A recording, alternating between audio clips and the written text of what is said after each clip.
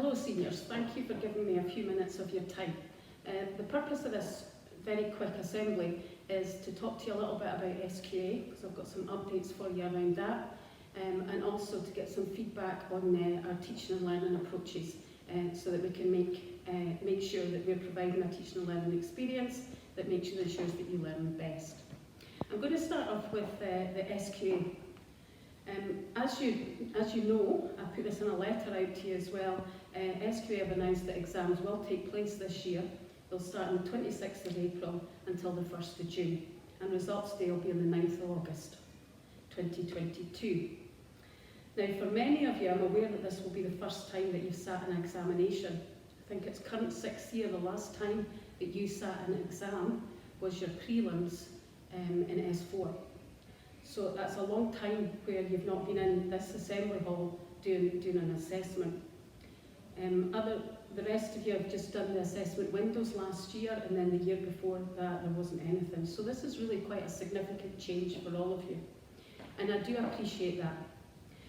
What we are being advised now, as the COVID rates are increasing, is that we need to have contingency plans in place as well. So in order to prepare well for that, what we're doing is we're having our assessment windows again like we did last year. Now, your first assessment window is the 27th of September to 8th of October. And bear in mind, we're just in early September now. That's not that far away. Currently, your teachers are sending me information of what's happening in all these assessment windows, and I will get that information out to you at least a week before that diet. This is us starting to gather the evidence as part of a contingency plan, so it's really, really important. Now, I'm not saying that to put additional pressure on you or to get you worried. I'm telling you so that you take it really seriously. You can expect from every subject you'll get assessments in at least 3 out of the 4 assessment windows. Just want to reassure you as well, last year we coped really, really well as a school community for the alternative certification model. And the year before, we were really well prepared to submit our estimates and our provisional results. So working together, we will be fine with this if we all do our best. So put that date in your diary. Okay, you'll get more information now soon, but that is the date where we're going to really start gathering the evidence required for you to possibly get your potential grades. The next thing I wanted to talk to you about is teaching and learning. You need your iPads here, because I've put a document into your teams, into your year group teams, that we're going to refer to with all the links on it. The first link that you've got is an activity that we did on the inset day, on the first day back with all your teachers, and I want you just to click on that link at the moment. What will appear is a Wordle. Now, I asked all the teachers to write down the reason that they come into school every day. Why do they turn up for work? And what you see in that Wordle are the reasons why they do. It's so heartening. If you just look at your teacher just now, they've contributed to that Wordle, and that's why they're turning up every day. So I need a wee bit of information from you now as well. I want to know what you want to achieve by the time you leave our school. Now, for some of you, that's getting quite near. So, 3 things, 3 words. What is it that you want to achieve by the time you leave school? And this is going to contribute to part of the learning, teaching and assessment policy that we're creating. Okay, teachers might want to put me on pause to give you a chance to do that. The next activity that we did on the inset day was I asked teachers what was the minimum things that should happen in every lesson. So I was calling them the foundations or the roots of every lesson. So if you just click on the questionnaire link, don't start the questionnaire yet please, I just want to run through what the meaning of some of these foundations are. So teachers came up with loads of foundation. I've picked the most popular 12. What I want you to do is to narrow it down to 5. So while I'm speaking, I want you just to think about how important these things are for you and how you learn best. Are these the sort of things that make you learn better? And you're going to have to pick the top 5. So learning intentions and success criteria. You'll have seen that being used right throughout school. When teachers share the learning intention, how you will know if you've learned it. And the success criteria might have been shared in the same way, or you might even come up with your own success criteria.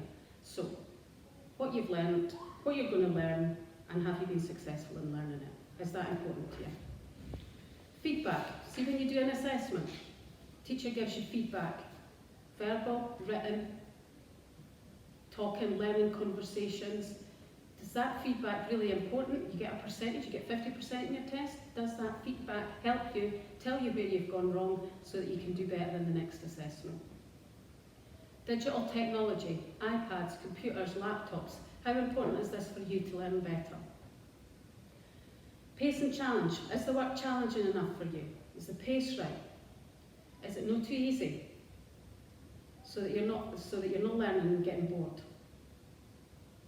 Positive relationships. How important is it to you that you have a really good relationship with your teacher? Plenaries, summary at the end of the lesson, summing up the key points of the lesson. Is that important? Differentiation. Teacher makes the work more accessible, using different techniques to help you access the learning. They give you work that's at the right level for you. If you've got a learning need, then it's met. So say you're dyslexic, you get the materials in the right font or in the right colour of paper. Is that important to you? Engagement. Are all pupils engaged and taking part in the lesson?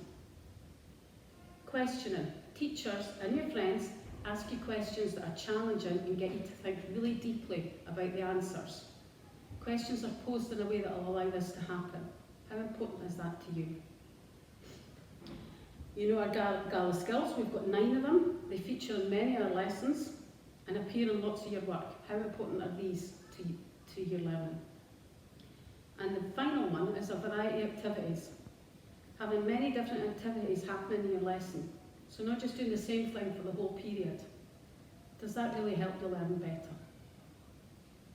Okay, so your teacher can discuss more about these things if you want a wee bit more clarification. But I want you to think really carefully. Maybe have a chat with your neighbour, maybe just doing it on your own, maybe discussing it as a class. You've got to pick 5. The most important features of a lesson to you. Take your time. Then there's an open question at the end. One thing, I want you to think creatively. We don't have the answers, we want to hear from you. One thing that could make our school even better. Be ambitious. We want excellent learning and teaching for every pupil, every lesson. This is what you deserve. Right, I'm going to let you get on with this, and I thank you in advance for giving me the feedback. But please know and be assured that your feedback will inform what our foundation and our roots will be for our school. So what's going to happen in every lesson. And the blue sky thinking that you talk about, that we talk about what you would really like our school to be like in the future. That's going to inform our excellent learning and teaching as well. Okay, so I'll leave you to get on with that. Thank you very much for your time.